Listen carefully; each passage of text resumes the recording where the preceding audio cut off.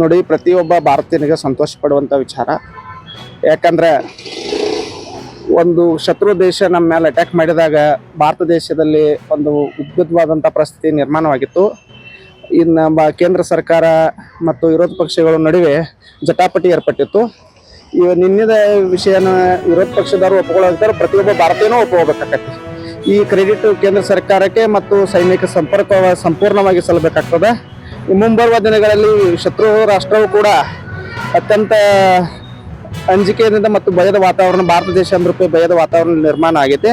ಈ ಮುಂಬರುವ ದಿನಗಳಲ್ಲಿ ಕೂಡ ಪಾಕಿಸ್ತಾನ ಆಗಿರ್ಬೇಕು, ಆಜುಬಾಜು ದೇಶಗಳು ಆಗಿರ್ಬೇಕು, ಭಾರತ ತಂಟೆಗೆ ಬರಬೇಕಾದ್ರೆ 100 ಸಲ ವಿಚಾರ ಮಾಡುವಂತ ಒಂದು ಘಟನೆ ನಿನ್ನೆ ರಾತ್ರಿ ನಡೆದಿತ್ತು. ಭಾರತ ದೇಶ ಸಂಭ್ರಮ ಪಡುವಂತ ವಿಷಯವೈತಿ. ನನ್ನ ಹೆಸರು ಮಾಂತೇಶ್ ಪಾಟೀಲ್, ಅಡ್ವೊಕೇಟ್. ಮತ್ತು ಅಷ್ಟೇ.